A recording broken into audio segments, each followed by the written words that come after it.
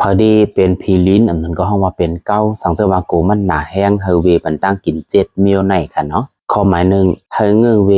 เนื้อวูเนื้อหมูเนื้อเป็ดเนื้ออันแลไว้ป่วนวันป่วนคืนเสียนั่นข้อหมายสองเวปันคกเนื้อกูเมลข้อหมายสามเวปันป๋าเมลอันแลมีเกตข้อหมายสี่เฮฟหน่อพลังหน่อไม้ส้ม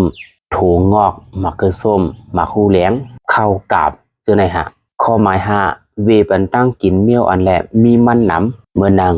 เนื้อหมูทอปาดมาลาจ้ากว่าเจอไหนข้อหมายหกเวปันน้ำส้มหวานตั้งกินเมียวอันแหละมีถาดคือหวานน้ำเฮเวปันเซ็งข้อหมายเจ็ดอย่าไปกินเหล้าและบียาล้นเหลือแผวเพราะว่า